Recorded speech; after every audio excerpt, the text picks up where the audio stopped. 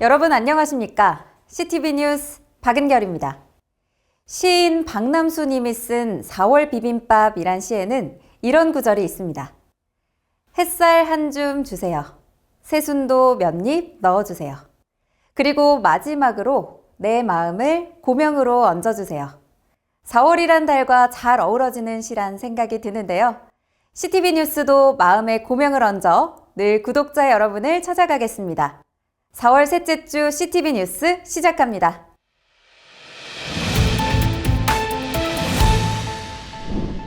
전국 노회가 봄 정기회를 마침에 따라 109회기 총회를 이끌 새 일꾼들의 윤곽이 드러났습니다. 출사표를 던진 총회 임원 및 기관장 입후보자들은 모두 20명으로 총회 임원의 경우 목사 장로 부총회장과 부서기, 부회록 서기가 복수의 후보 추천을 받아 경선이 예상됩니다.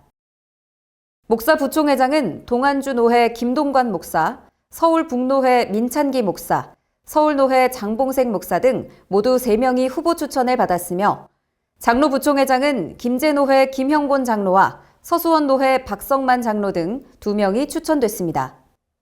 부서기는 광주노회 배정환 목사, 광주전남노회 서만종 목사, 동수원노회 이종석 목사 등 3명의 후보가, 부회록 서기는 군산남노회 안창현 목사와 남수원노회 최찬용 목사 등 2명이 후보에 올랐습니다. 총회 세계선교회 이사장에 대경노회 김장교 목사와 진주노회 양대식 목사가 후보로 추천돼 기관장 중 유일한 경합이 예상됩니다. 네팔 현지의 해외교회 건축을 진행해온 제53회기 전국장로회 연합회가 송정중앙교회에서 기공감사 예배를 드렸습니다. 전국장로회 연합회의 네팔 바드라풀 전작년 참빛교회는 송정중앙교회가 네팔 현지에 마련한 부지에 세워져 그 의미를 더합니다.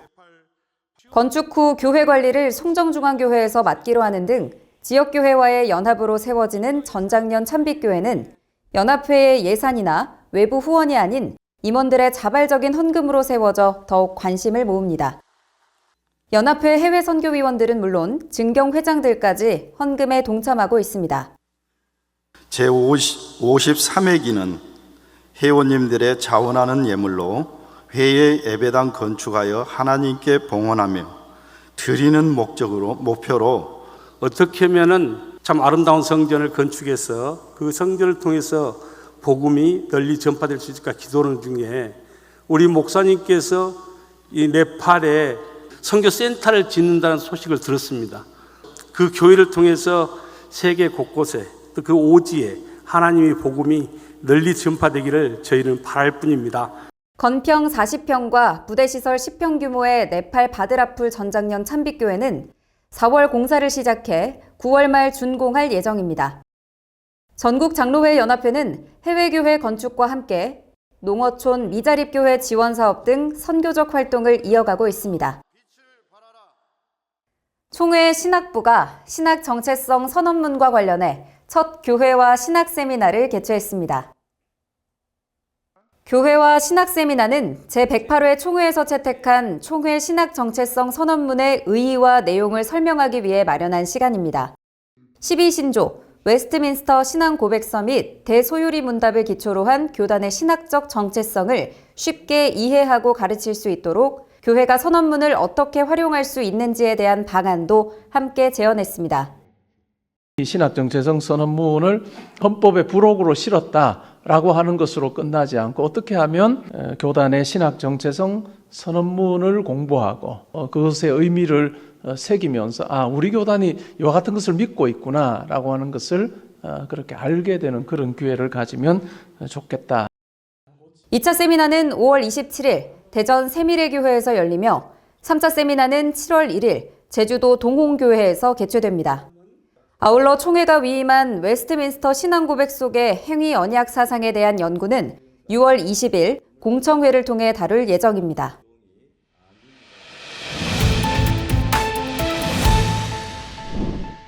지역 주민을 위한 교회가 있습니다. 특별히 어르신을 위해 애쓰는 작은 교회가 있는데요.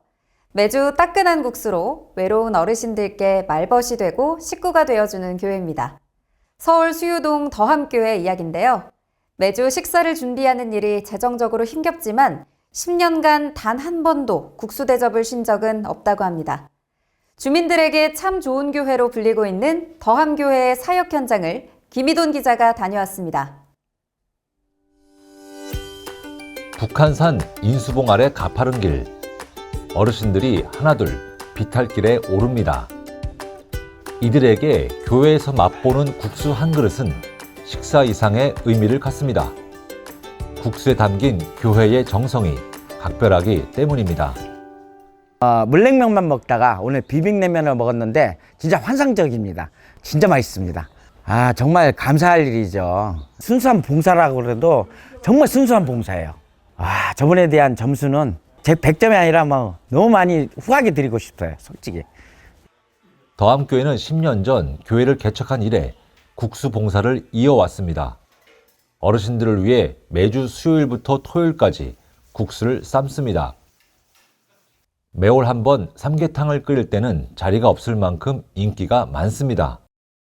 더함교회 윤정훈 목사는 어르신 목회를 하고자 교회를 개척했다고 말합니다. 늦깎이 목회자로서 짧더라도 의미 있는 사역을 하고 싶었기 때문입니다. 뭔가가 도구가 있어야 되지 않겠느냐 생각을 했는데 그게 이제 저한테는 국수였어요. 모든 사람 마찬가지겠지만 먹는 것만큼 가까워지는 게 없는 것 같아요. 더함교회는 지역 주민들에게 맛집으로 소문나 있습니다. 목사가 국수를 맛있게 삶아주는 교회로 알려지면서 유입된 손님들이 하나둘 더함교회의 교인이 됐습니다. 그리고 이들은 자연스럽게 국수 봉사에 동참하는 후원자가 됐습니다. 그래도 하나님께서 그 성도들을 보내주셨는데 우리 성도들은 대부분이 국수 사역 때문에 오신 분들이에요. 가난한 성도라고 그러나요? 그래서 이제 옛날에는 하나님 믿던 분이 안 믿다가 이제 저희 교회를 통해서 이제 또 믿게 되셨고 그런 분들이 계시고 새로 믿기 시작하신 분들도 있고 그분들에 대한 그 섬김이 이 동네에서도 이제 나름대로 좀 인정을 받게 된 것 같아요. 근데 이제 사실 재원적인 것이 문제가 될 수도 있는데 그 나오신 분들이 최선을 다해서 헌금하려고 노력을 하시더니 큰 돈이 아니라 본인들 형편에 맞게끔. 현재 더함교회 국수 손님은 삼계탕 손님까지 포함해 월 평균 700여 명에 달합니다. 여기에 몸이 불편한 지역 어르신들도 돌보고 있어 교회의 재정 여건이 녹록지는 않은 상황입니다. 그러나 생각지 않은 손길 덕에 윤 목사는 매번 하나님의 도우심을 경험합니다. 총신신학대학원 105회 동기 목회자들의 후원 역시 하나님의 세밀한 예비하심이었습니다. 우리도 현장에서 목회를 하고 있지만 이런 목회를 하고 있을 것이라고는 기대조차 하지 않았었고 또 그런 배후에는 하나님께서 아주 강권적으로 역사하시는 것을 우리가 현장에서 목격하게 됐고 또 그런 측면에서 저희들도 많은 도전을 받아가고 또 교회 현장에서 그런 마음으로 우리도 목회에 임하는 좋은 기회가 되었습니다. 더함교회 십자가는 높이 세워져 있지 않고 누워 있습니다. 누운 십자가는 더함교회가 가려는 교회의 모습이기도 합니다. 저희 교회만큼은 좀 짊어지는 십자가가 되어야겠다 하는 생각에 좀 눕혔습니다. 바라보는 십자가도 좋긴 하겠지만 내가 이 땅에 예수님께서 남겨주신 그런 연약한 부분들에 대해서 짊어질 수 있으면 나뿐만이 아니라 우리 성도들도 마찬가지로 같이 짊어지는 교회가 되자 하는 의미에서 더함교회는 지역사회의 윗동네의 좋은 교회로 알려져 있습니다. 윤정훈 목사는 주민들이 교회 이름을 기억하기보다 좋은 교회로 봐주시는 것이 그저 감사하다며 앞으로의 사역도 하나님께서 이끄시는 대로 따르겠다고 밝혔습니다. CTV 뉴스 김희돈입니다.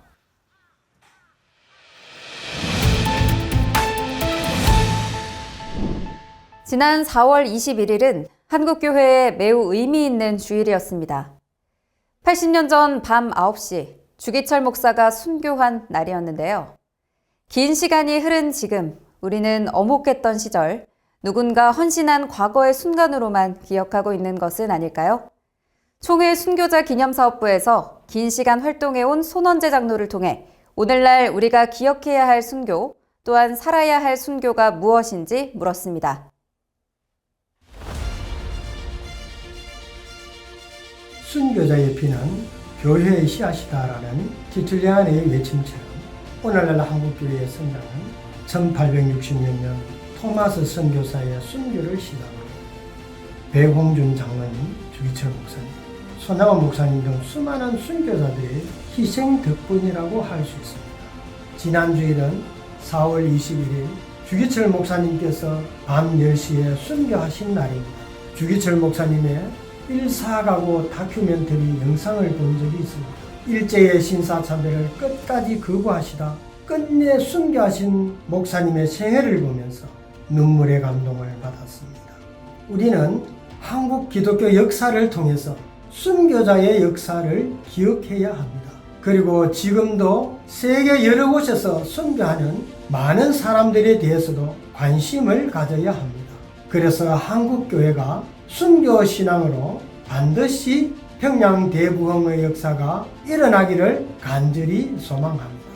감사합니다. 다음 주 교단의 주요 일정입니다.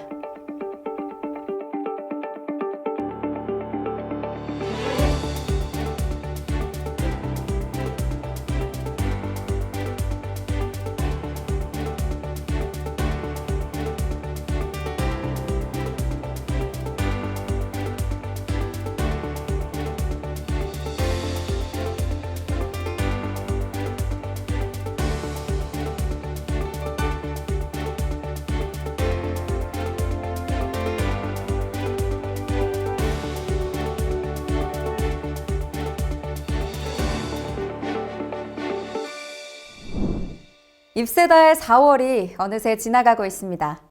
연두빛 이파리들이 초록빛으로 물들어가는 한 달 동안 여러분 모두 삶의 곳곳에서 수고 많으셨습니다. 푸르른 잎새처럼 여러분의 시간도 더욱 푸르기를 응원하면서 4월 마지막 CTV 뉴스를 마치겠습니다. 다음 달엔 보다 알찬 소식으로 돌아오겠습니다.